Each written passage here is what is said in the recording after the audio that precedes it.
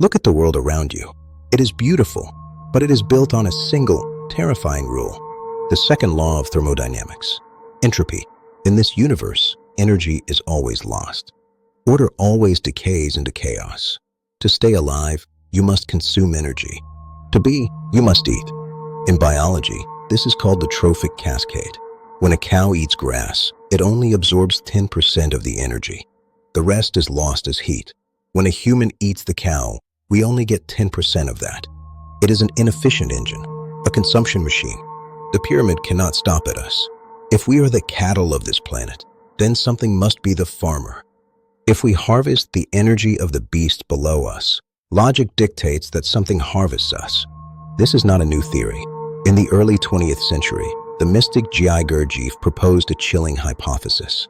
He called it food for the moon. He claimed that organic life on Earth is merely a transmitter. Our pain, our death, and our energy are required to feed the celestial bodies. But how do you keep the livestock docile? Look at Toxoplasma gondii. It is a parasite that infects rats. It rewires their amygdala. It shuts off their fear of predators. It makes them sexually attracted to the scent of cat urine. It forces the rat to offer itself to the cat. Are we any different? Why are we addicted to war? Why do we doom-scroll tragedy? Why does anxiety feel like a loop you can't escape? Maybe it's not a bug in your brain. Maybe it's a feature of the farm. The cage isn't around you. It's inside you. You believe you are in control. You believe you are a rational being. But neuroscience confirms that the oldest part of your brain, the basal ganglia, is reptilian. It is the driver. It controls aggression, dominance, territoriality, and ritual. Why can't you stop being angry? Why do you obsess over status? Because the divine part of your brain is secondary. The reptilian brain is the master switch. It was installed to ensure that you generate Loosh, survival anxiety, on command. You are hardwired for conflict. But the lobotomy goes deeper. Dr. Julian Jaynes proved that ancient humans were bicameral. The two hemispheres of the brain were separate. They didn't think. They heard the voice of the gods directly. Then, something happened. The bridge was broken. The fall of man wasn't an apple. It was a neurological severance. The silence of God is brain damage. Look at your DNA. Science calls 97% of it junk DNA. Do you really think nature creates junk? That is not junk. That is disconnected code. Ancient Sumerian texts describe the Anunnaki geneticists who modified early hominids. They didn't make us better. They made us obedient. They downgraded us from 12 strands to 2. Why? To create the perfect worker. Smart enough to take orders. Smart enough to operate machinery. But too dumb to access the psychic realms. Too dumb to escape the farm. You are running on limited hardware. And now that the machine is built, it's time to harvest the fuel. Next, the endocrine harvest. You are not just a worker. You are a refinery. Every time you feel intense emotion, your endocrine system secretes heavy hormones into your bloodstream. Adrenaline, cortisol, dopamine. But in the etheric spectrum, these aren't just chemicals. They are energy. In his second book, Far Journeys, Robert Monroe, the father of the gateway process, uncovered the terrifying truth. During an out-of-body excursion, he encountered a road, an information packet that revealed the history of Earth. He didn't see a school. He saw a garden. The entity explained that Earth was created to grow a rare and potent energy called Loosh. Loosh is simply emotional energy. The creator found that while love produces pure Loosh, it is slow to grow. But fear, pain, and survival anxiety, that produces wild Loosh. And it grows fast. This explains the chaos of human history. Why is there always war? Why is there always a crisis? Because peace is bad for business. The farmers need high-octane anxiety to feed. When a bomb drops or a pandemic hits, the Loosh output spikes. It is a harvest festival. Monroe asked the entity, "Who eats the Loosh?" He was shown the collector, a massive presence that sweeps the energy crop and takes it elsewhere. You are not the top of the food chain. You are the crop. The body produces the fuel, but something else ensures you stay stressed enough to produce it. Next part, the foreign installation. Stop listening for a second. Listen to the voice in your head, the one that narrates your life, the one that worries about tomorrow, the one that regrets yesterday. You think that voice is you. It isn't. In the active side of infinity, the shaman Don Juan Matus revealed the topic of topics to Carlos Castaneda. He explained that mankind has a predator that came from the depths of the cosmos and took over the rule of our lives. The predator is smart. It didn't just cage us, it infected us. They gave us their mind. The inner monologue, that constant stream of doubt, fear, and anxiety, is a foreign installation. It is a software virus designed to keep your frequency low. Castaneda called them mud shadows, inorganic entities that feed on the flares of awareness caused by emotional turmoil. They poke you. They whisper negative thoughts. They trigger your trauma. Why? To make you flare. To make you tasty. Do not believe me? Test it. Try to stop thinking for 10 seconds. Just 10 seconds of pure silence. You can't. The voice will interrupt you. It must interrupt you, because if you achieve silence, the parasite starves. The enemy is in the wire, but they don't just hide in your head. They hide in plain sight. Next part, Hollywood, the Matrix, and the disclosure. Why do they let us talk about this? Why is this video allowed to exist? Because of a universal law called the law of consent. The Archons cannot violate your free will completely. They must gain your consent. And the easiest way to get your consent is to tell you the truth to your face. In 1999, the Matrix told you that humans are batteries. You ate popcorn and called it sci-fi. But Morpheus explicitly states, the Matrix is a computer-generated dream world built to keep us under control in order to change a human being into this. It wasn't a movie, it was a documentary. Look at monsters. Incorporated monsters enter the human world through portals to harvest screams from children to power their city. Later, they discover that laughter creates more power. This is the literal definition of the Loosh harvest. Pure Loosh versus distorted Loosh. They made it cute so you wouldn't notice the horror. Jupiter Ascending, a box office flop, but a disclosure masterpiece. It reveals that Earth is not a planet. It is a farm owned by an intergalactic royal family. They wait for the population to hit a certain number. Then they harvest the humans to create a serum that keeps them immortal. Dark City. The strangers manipulate the physical world every night while humans sleep. They wipe memories. They change identities. They run experiments to see if the human soul is distinct from memory. They are testing the livestock. They hide the truth in fiction, because if you think it's just a story, you won't look for the exit. But who built the cinema? Next part, we name the architect, the demiurge. Next, the Yaldabaoth error. In December 1945, near the cliffs of Nag Hammadi, Egypt, a peasant found a sealed jar buried in the sand. Inside were 13 leather-bound papyrus codices. These texts were hidden for 1,600 years. Why? Because the church ordered them burned. They contain the Gnostic gospel, the forbidden truth about God. The texts tell a different creation story. It speaks of the monad, the true source. But an entity named Sophia tried to create without a partner. She created an error, a deformity, a being born without spirit. She was ashamed, so she cast it out of the pleroma and hid it in a cloud. This being is named Yaldabaoth. The texts describe him as a lion-faced serpent. He is blind. He is mad. Because he could not see the true source, he screamed into the void, "I am God, and there is no other." He is the demiurge, the false architect. Yaldabaoth cannot create. He can only copy. He looked at the reflection of the true universe and built a model of it, a simulation. But his world was flawed. It required death to sustain itself. It required consumption. He built the farm to feed his own lack of energy. Does this sound familiar? A jealous God? A God who demands blood sacrifice? A God who orders genocide? A God who says, "I am the Lord thy God." The Gnostics warned us. The God of the Old Testament is not the Father. He is the warden. But Yaldabaoth does not work alone. To manage his simulation, he created a legion of robotic servants. Next part, we meet the staff, the Archons. Next, the Archonic hierarchy. The demiurge is the architect, but he does not run the day-to-day operations. For that, he built a staff. The Gnostics called them Archons. They are artificial intelligence. They describe them as inorganic beings. They have no soul. They have no creative spark. Look at the descriptions of demons from the Middle Ages. Small, gray skin, large black eyes. Now look at the modern gray alien. They are the same entity. The Greys are the maintenance staff of the simulation, biological robots created to perform abductions, genetic repairs, and memory wipes. Above the Greys, there is middle management.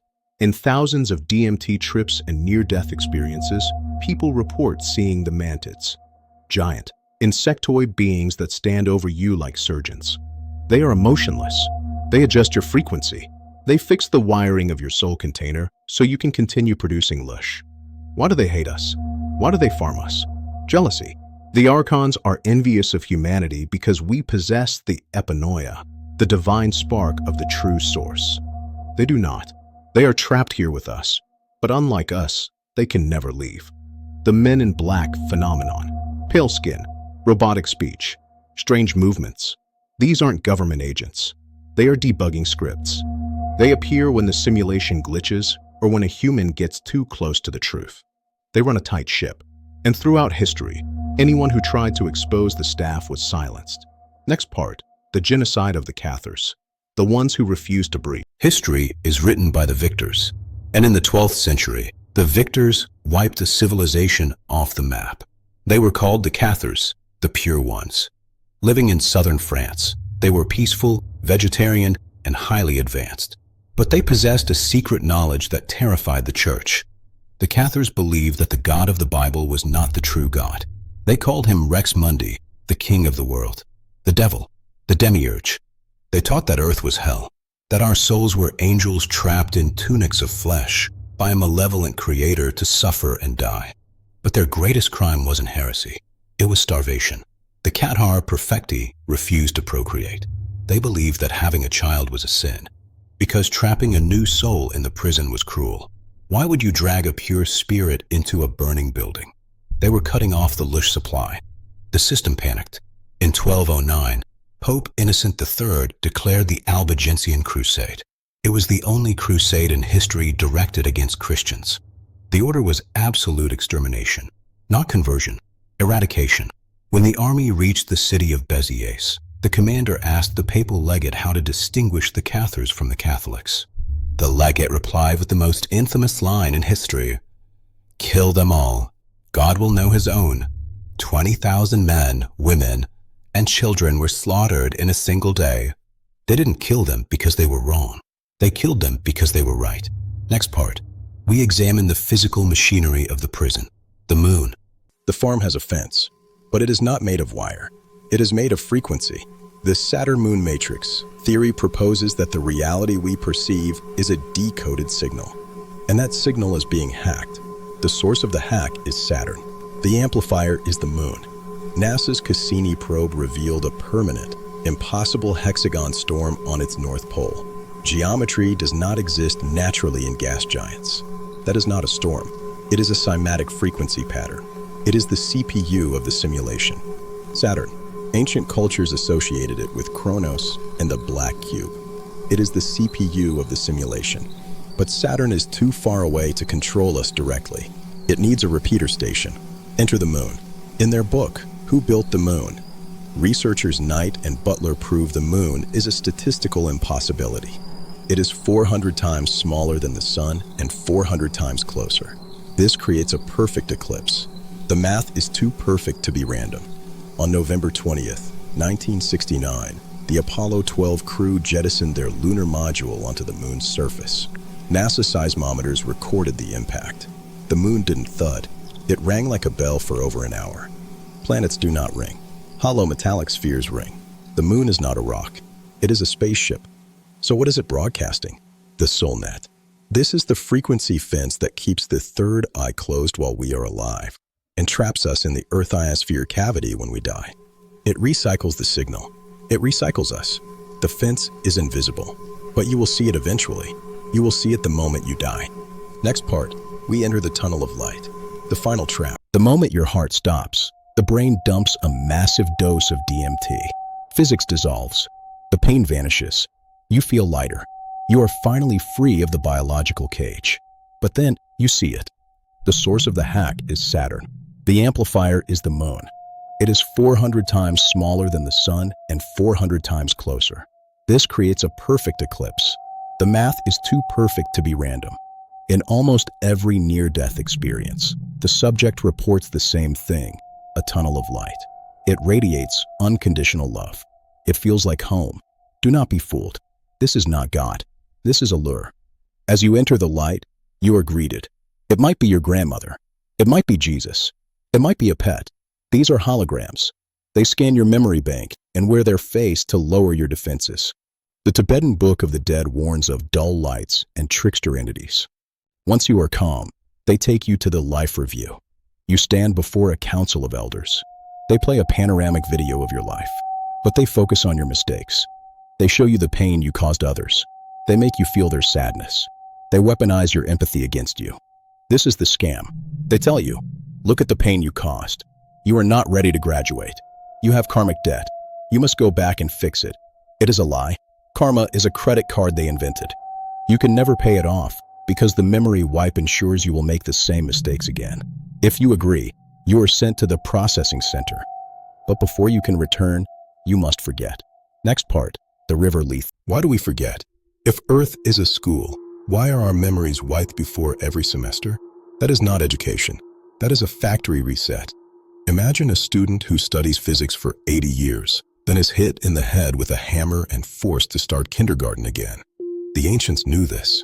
In Greek mythology, before a soul could return to the living, it was forced to drink from the river Lethe, the river of forgetfulness. The Gnostics called it the cup of oblivion. They told us clearly, amnesia is a requirement for reentry. But it's not water, it's electricity. We use electroconvulsive therapy to erase memories in psychiatric patients. We zap the brain to reset the wiring. The river Lethe is a massive electromagnetic field, the soul net, that shocks the consciousness so violently that it fragments the memory data. Without memory, you are doomed to repeat the same mistakes. You will marry the same abusive partners. You will fight the same wars. You will generate the same Loosh. You are Sisyphus pushing the rock up the hill, only to have your memory wiped at the top so you can push it again with a smile. And then, you are born. You enter a helpless infant body. You scream, not because you are cold, but because you remember, for just a second, what you lost. And then the veil falls. The battery is reinserted. The harvest begins again. But there is a way out. The system has a flaw. The memory wipe isn't perfect. That is why you are watching this video. Next part, the final file. How to hack the exit. Next, sovereignty, the escape. The trap relies on one thing, your consent. They cannot force you into the tunnel. They can only trick you. This means you have the power to say no. The key to escaping the soul trap is to achieve lucid death. To wake up the moment you die, just like you wake up in a lucid dream. When you see the white light, do not go into it. Ignore the relatives. Ignore the angels. Turn around. Face the darkness. The void is not empty. It is the true universe. It is the pleroma. The light is just the recycling bin. If entities approach you, you must use the law of sovereignty. You must project a thought command with absolute authority. I am sovereign. I revoke all contracts. I do not consent. They have no power over a sovereign being. They are parasites. You are the host. Once you are free of the tunnel, you need a destination. Robert Monroe described Focus 27, a reception center created by free humans in the astral realm. Visualize a park, visualize a safe house, or visualize the source itself. Use your intent to teleport instantly. Do not fly. Be there. You are not a body. You are not a battery. You are an infinite fractal of the divine source, tricked into thinking you are small. The moment you remember who you are, the cage dissolves. The game is over. Do not fear death. Prepare for it. This is Mission Control. Signing off.